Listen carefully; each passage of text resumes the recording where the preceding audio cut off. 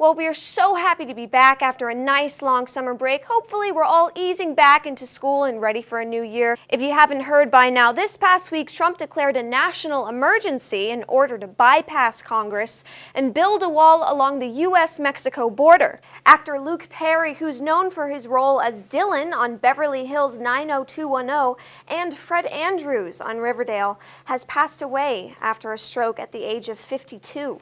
The actor passed Monday morning in the hospital in Burbank, California. And happy fall, everybody! As you can tell, we are having way too much fun dressing up this week for homecoming. We hope you guys are excited for the game tomorrow and the dance on Saturday. But before we get into that, let's take a look at some of your national stories. Starting with some released video footage of a police officer almost pulling a weapon out on two young boys with a BB gun.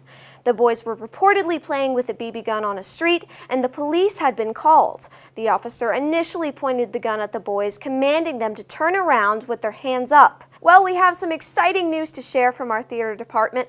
This year's fall production, Almost Maine, is in 1 week, but they're also doing something new this year, taking it to TAPS. The latest Netflix original film, Bird Box, has become extremely popular.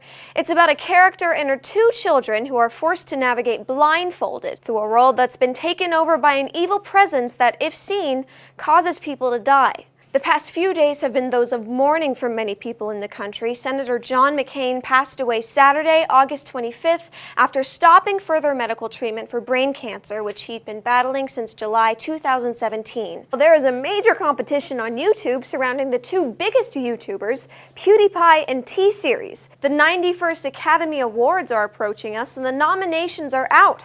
Films you may know, such as Black Panther, A Star is Born, Bohemian Rhapsody, and much more, are receiving multiple nominations, with all three being nominated for Best Picture. As we all know, our friend Grayson Russell was battling a serious illness just a few weeks ago, and we're so incredibly glad that he is no longer ill. But we also thought, it was time to catch up with him and know his full story. This was the first time in 30 years the Oscars kicked off without a host. Here were some of the winners in some of the categories. President Donald Trump defended the use of tear gas on a crowd of migrants and their families trying to cross the U.S.-Mexico border. Mexico has demanded the U.S. to investigate its use of tear gas, and Trump has also added that he wouldn't hesitate to close the U.S. border if the violence continues.